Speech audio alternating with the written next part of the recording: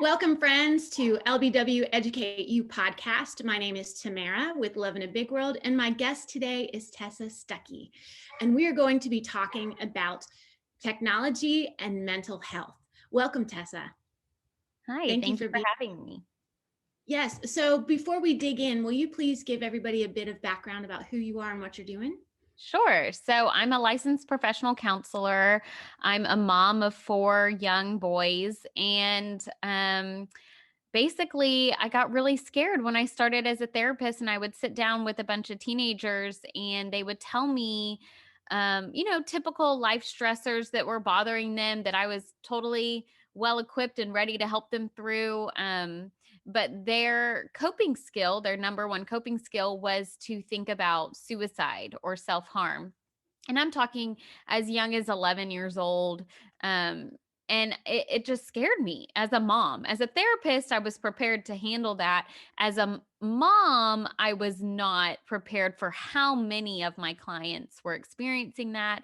They weren't expressing any of the traditional root causes for having suicidal thinking, like mental illness or substance abuse or trauma or neglect or anything like that. And so, um, I just got really scared and decided to start researching and went on this journey to figure out what was going on. And I found some cultural influences that are affecting all of our kids, not just those that we think might have a mental illness. It's become more of a mental health problem, not a mental illness problem. And so I wrote my book for the sake of our youth, based around those cultural influences and what parents can do about it. And I give presentations around the nation on it, and I'm going to keep talking about it until we see some of those suicide rates go down.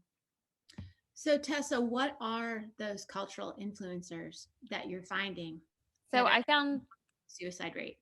Yeah, so I found 6 cultural influences that are affecting our kids, and I'll just briefly go through them. So the first one is what I call on the table, or in my book, it's titled glorified option. So basically, because our kids are growing up in a world where it's happening so much, it's going to be on the forefront of their mind, right? Their prefrontal cortex isn't fully developed, so they can't think things through correctly.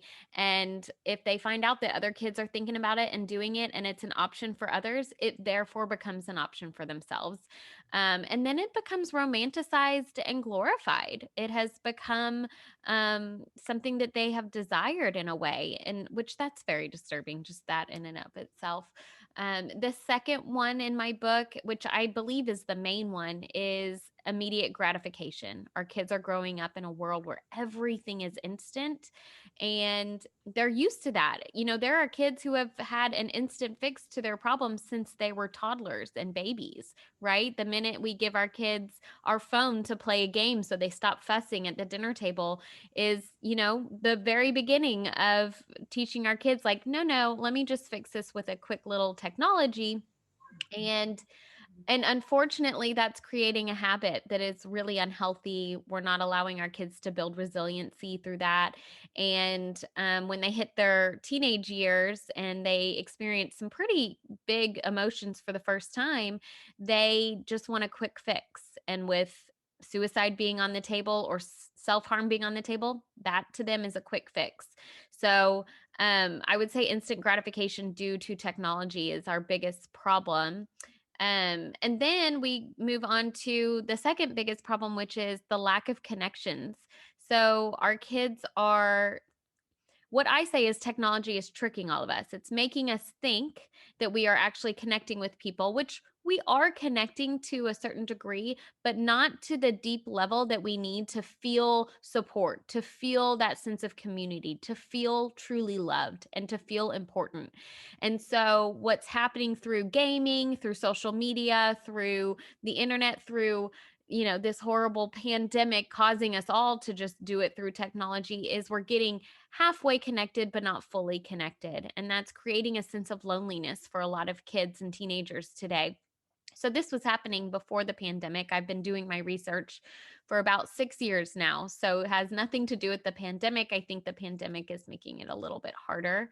I say that, but then I also think the pandemic has created quite a struggle for these kids that I think is good for them, that they are going to learn some resiliency through that.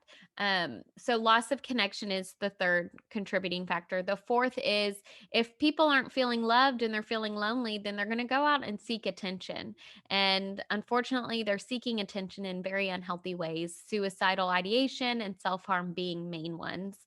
Then the fifth one is social media. There's a lot going on with social media that I'm happy to expand on today, but it's a slew of stuff. I could go on and on about social media, but social media is very unhealthy for our kids' mental health at a young age. And unfortunately, parents are allowing their kids to get social media very young, very, very young, too young, where they can't process things correctly and it's affecting their emotional well being at a young age.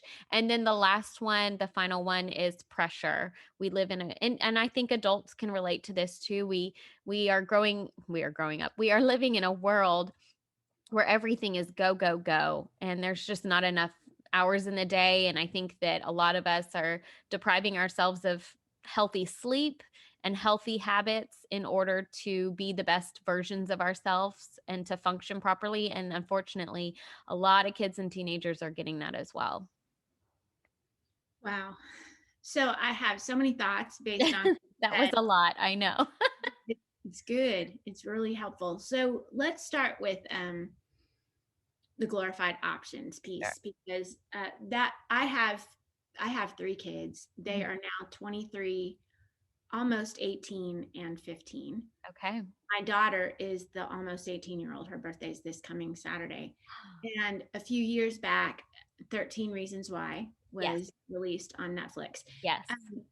What kind of impact, and for those of you who haven't seen that show on Netflix, um, you can tell me what you think, Tessa, but I think that it's important for us as adults to watch, as difficult as it is, Yes. so that we know what cultural conversations our kids are having. So, as interestingly enough, she was in junior high at the time. It was a big deal between her and her friends. Yeah. But then I started watching it. As soon as I started watching it, she stopped watching it. It Oh, became less really? of a thing, which Okay. I was thankful for. But Yeah. she had gotten far enough into it that we had some incredible conversations Yeah. around themes of that show.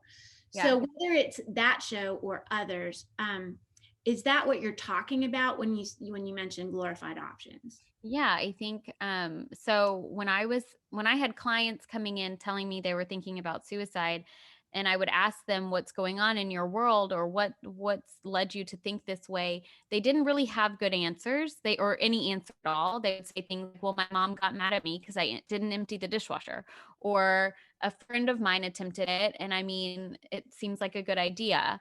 Or unfortunately, at the same time, we were experiencing a suicide cluster, and we had about 6 girls who had ended their life within a year and a half. And I was seeing some of the friends of these girls, and they would say things. I would say, "How are you doing? How do you feel about this?" And they would say things to me like, "Well, at least she's happy now. You know, it was successful." Or, "I want to see how many people are going to come to my funeral," things like that. And it was very bothersome to hear that from them. And it was client after client after client. It wasn't just one or two clients telling me these things. It was the theme happening in my office. And then I had a client say, "Oh my gosh, you have to watch this amazing show on Netflix. It's all about this girl who commits suicide. And then she gets, she lets everybody know who contributed to her. Okay, I need to watch this show. I need to understand like what's the it show right now that all of you guys are watching, and it's about suicide." And the biggest thing that I got out of that show, it's very hard to watch, um especially the last episode. I do encourage parents to watch it with their kids if they are going to allow their kids to watch it, because that was a big thing happening in my office too. Was I would have a client who was like 13, 14, and would say, "My mom won't let me watch it." And I'm like, "Well, I kind of understand why. It's a scary thing to watch for moms, but maybe we can figure out how you guys can watch it together, because it does open the biggest problem with that show, and I don't think it was intentional, but I think unintentionally, it created just a fantasy that is just a show. You don't get to see that if you were to die. And to me, that was the biggest problem with that show, was kind of encouraging that and romanticizing the whole thing. Right, right. And are there other media influences that you would say are equally as disturbing or influential right now? Like, are there artists or songs, movies that seem to be a cult following? Because that show really did have a cult Yes, following it did, today, didn't and it? it's still Um, available. Yeah. Nothing is coming to mind with what you're saying the same on the same level as 13 Reasons Why right now. Maybe later today I'll be like, "Oh," but I do think that there is a fine line between spreading awareness and encouraging preventative care. I think that a lot of times when we tell a story or we want to spread awareness about something, that's all good. But if we're not balancing that with, hey, this is what needs to be done so you don't do this, or so that your child does not think about these things, then we're almost just encouraging, unintentionally, but encouraging that idea again, right? Because if it's happening now a lot, we're going to be talking about it a lot. And if we're not balancing that with the proper preventative care, which is what I have a lot of in my book, for parents, then we're kind of just pushing that idea out a little bit too much and glorifying it. Yeah. So another thing you mentioned that really grabbed me was the lack of connections Hmm. and this trick of technology that makes us feel like we're connected when really we're sitting by Yep. ourselves, Yep. especially during the pandemic, in our rooms behind a screen. Yeah. So what are some tips that you have for parents who are struggling with this work from home, learn from home? I've got to be in front of my screen, or my child has to be in front of their screen for a certain number of hours a day. Or what tips do you have for educators who are really wanting to connect with their students, Yeah. but finding it really difficult because even if they're required to be on screen, kids are turning off their cameras Right. so they can't see them face to face. So what are some tips that you have for those caring adults? That's a good question. It's really hard. I will say that I believe that kids don't need to be on screens unless it's for some sort of productivity. So if they are getting on screens for school, that's totally fine. Writing papers, FaceTiming, for school, Zooming, that sort of thing. Even FaceTiming with a friend, I think is okay, because that's the productivity of connecting and trying to check in on people and have them, open up with yourself and connecting with you. But what the negatives of screens that come are when we're on our screens and it's not productive, like playing games, scrolling, mindless scrolling on social media or even Pinterest, right? If we're not going to be productive with that stuff, then it's going to have a negative emotional effect on us. So, what happens when we're on screens, whether it's watching YouTube, playing Minecraft, playing a game of any sort, checking TikTok, any of that, what's happening is we're getting a rush of dopamine in our brain. And dopamine is a feel good chemical that our brain naturally produces and releases. The problem with technology is that it's giving us a rush of dopamine. So it feels really good for a little bit. The other problem is we're not getting oxytocin. Oxytocin is the other feel good chemical in our brain that happens when we connect with someone, truly connect with someone. We're making eye contact with them, we're holding their hand, or we're hugging. And that's not happening right now because of COVID, or it's not happening as much. So, what I say to parents is to spend some time with your child where you are making eye contact, where you are cuddling, or you are making those physical, affectionate action so that they can feel that connection with you.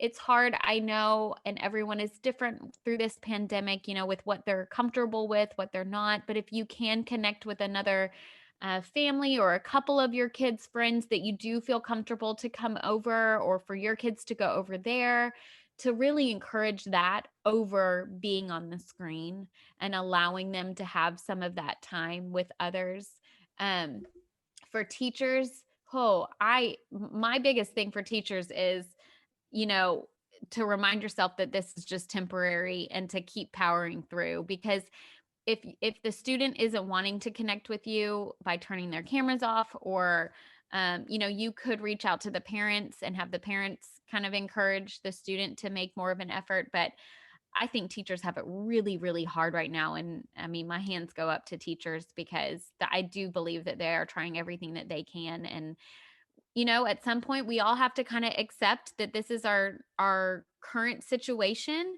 and remind ourselves that we will get through it. We will get to a time when we can hug each other again, when we can be back in the classroom full time, and power through until that happens. And so sometimes we just have to have that reminder that it's temporary.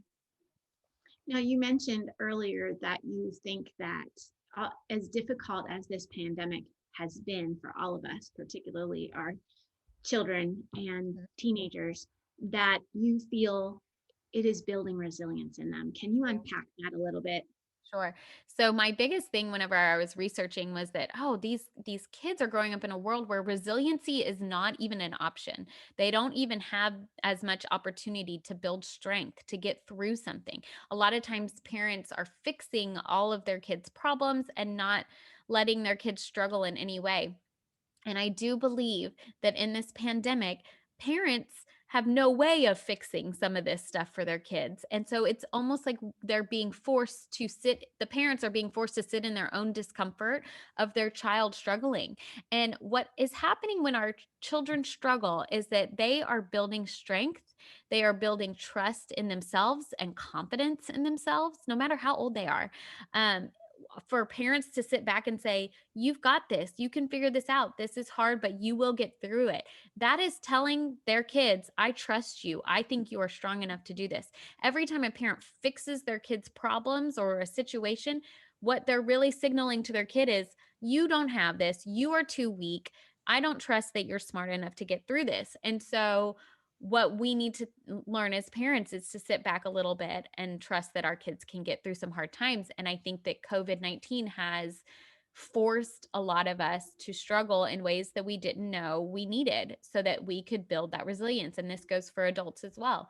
And, today's culture and kids and younger generation, they have not had a lot of opportunity to struggle. And what I always say is, in a time of boredom or distress, a screen should not be an option for a kid.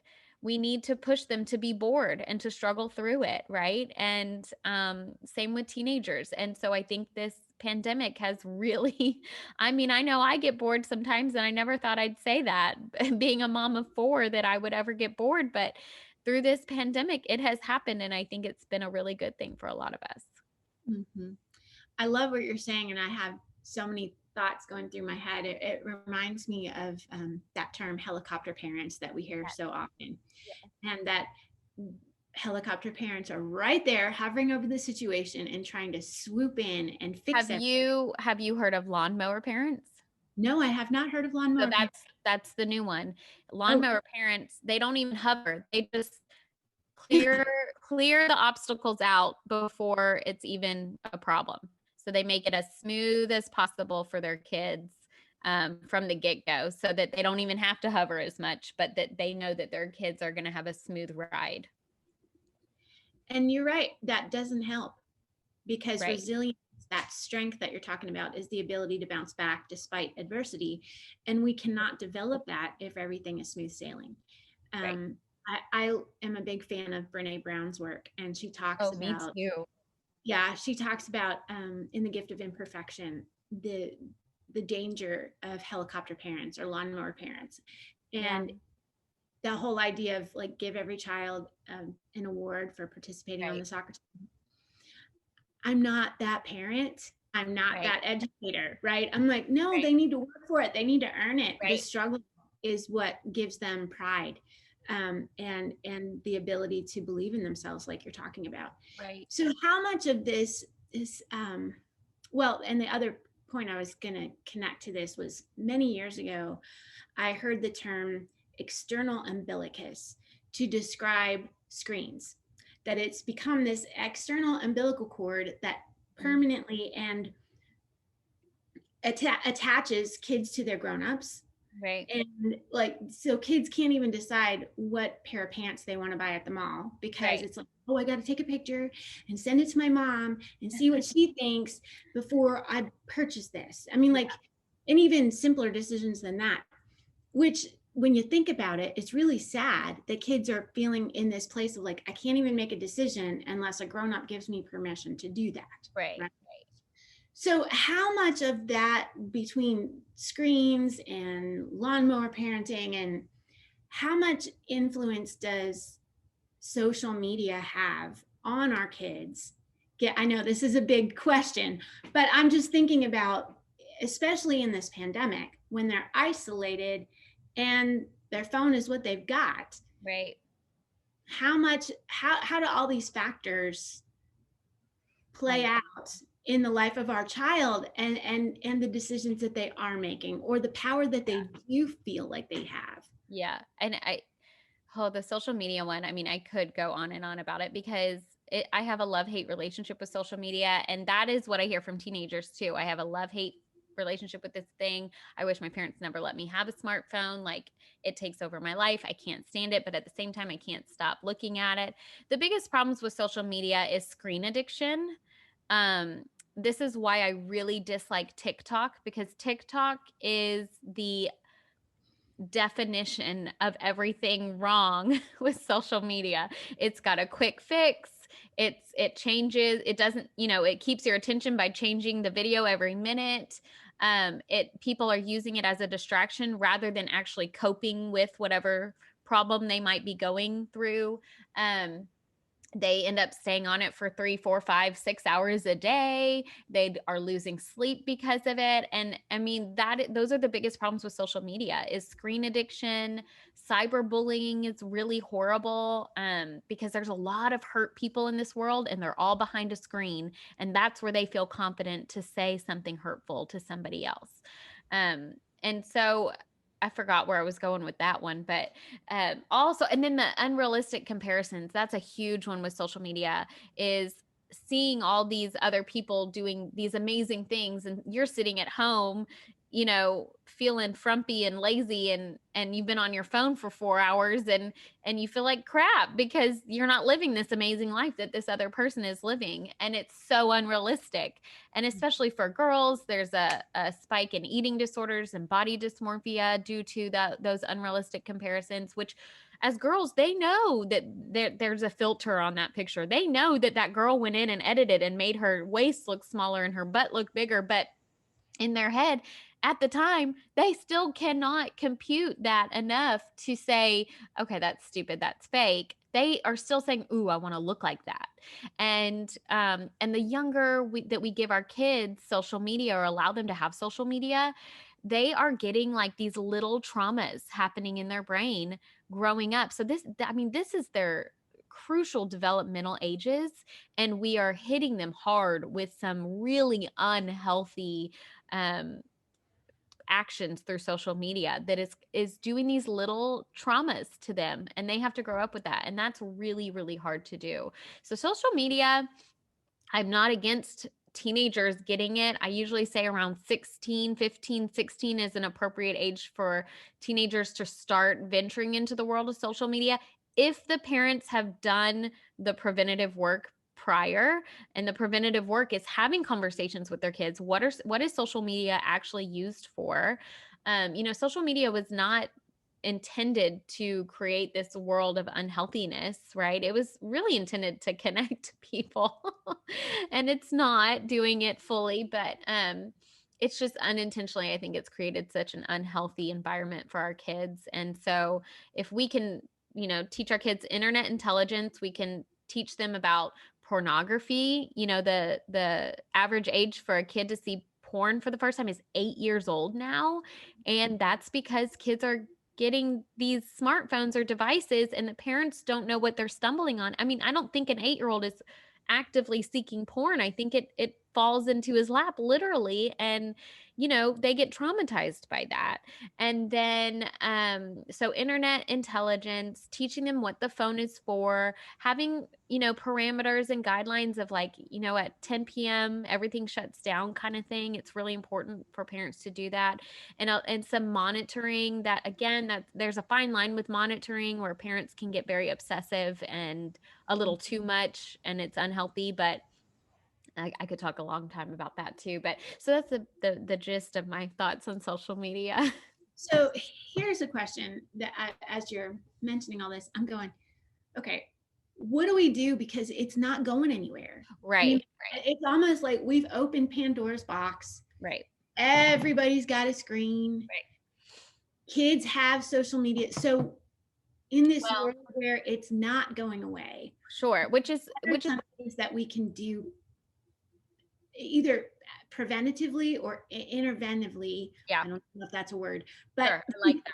to help, Well, that's why I say wait until they're a bit older to start social media, because all those things I was mentioning that are negative about social media, imagine having to deal with that when you're 12 years old, going through puberty, you're experiencing emotions that are very heavy for the first time in your life, and you're obsessed with your phone and Instagram. I mean, it's too much, it's too unhealthy. They cannot prioritize, they cannot self regulate. And so around 15, 16, they are building some of the emotional maturity in order to self-regulate. And so that's when you start talking, or you start working with them on teaching them healthy boundaries with social media, and only having one social media platform, not five. And I also, with younger kids, like if you've already given your 8-year-old a phone and he has access to everything, it's time to take the phone away.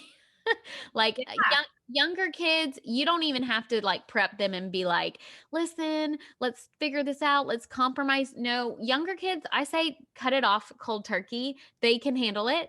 And start having conversations with them then about how, you know what, I didn't realize that this would have such a negative impact on your emotional well-being, and so we're going to redo this. And so I talk to a lot of parents about the gradual buildup to a smartphone, and it starts with those smart watches that kids can get where they can only text or call from. So I know a lot of parents are like, well, how am I supposed to get a hold of my kid then? Like, he has basketball practice till 5 and sometimes they run late and he needs to text me or call me. Okay. So they have those smartphones, and I tell parents, don't get the ones with the games on them, because you are encouraging screen addiction with the ones with the games. After they've, had the watch for a year or two, or they've gotten used to it, then you give them a phone that only does call and text. And I know of 2 really great phones that look like smartphones. They're called Gab Wireless and Pinwheel. And they look like smartphones, but it only has call, text, and I think a camera, which you have to be careful with that sometimes, depending on your family needs. And then you gradually move up to the smartphone. But if they're younger, I would say 11, 12 and under, go ahead and take it away cold turkey. If they're junior high and high school and you've already given them a smartphone, now's the time to sit down with them, talk about what you've learned about it, why it's bad, and that you're going to start setting some restrictions and monitoring their phone a little bit different, so that you got to think of what are the core goals here. We want them to get good sleep. We want them to do well in school. We want them to be good people in this world. And in order for that to happen, they have to have resilience. They have to have hobbies. They have to have balance in their life. And so that's what you're trying to achieve by figuring out how to work with the phone. Well, I'm thinking about how there's such tension between this idea of lawnmower parents who are just trying to make everything easy for their kids, and yet those same parents are the ones who are giving the phones, right? And Right. how crazy that is, because if we really want to make things easy for our kids, we have to set these boundaries for them. Right. And Well, what I think live with those boundaries. what I think actually is happening with lawnmower parents, unfortunately, is that they are making it easier for themselves as parents. And so it's easier to say yes to things and not see your child get upset. It's easier to not have any discomfort seeing your child hurting. It's hard because so many kids do have phones, and then the one kid that doesn't have a phone is left out of things. So socially, it can get really heartbreaking as a parent to see that happening. However, the long-term effects of that are so heavy that I really encourage parents to struggle through that discomfort and get through it. The convenience of having a phone or a device while they're young or they're not ready, that is so not worth what's to come if you don't, set up the right boundaries and parameters. Mhm. It reminds me of things that I've told my kids. Especially when they were younger, Mhm. I'm not your friend. I'm Yeah. your mom. Yeah. So And okay what if you I like me. right. Yeah, I'm okay with you not liking me sometimes. Yeah. And what I tell parents with that is I encourage parents to have friendly moments with your kids where the good qualities that come from a friendship, you take interest in each other, you spend time together, quality time, you enjoy each other's company. Have that within your relationship with your kid. But don't, just like you wouldn't go buy a bunch of beer and smoke weed with your kid, you're going to tell them things that they're not going to want to hear. And one of them needs to be, I'm not comfortable with you having a smartphone yet, or you cannot have any social media until you're a little bit older. Mhm. It's just wisdom. And I think it's a good reminder, Tessa. The work that you're doing is such a good reminder for us as parents to stand up and be the parents. Yeah. Yeah, absolutely. Hmm. And it will be okay. It will be okay if you stand up for what's right for your child.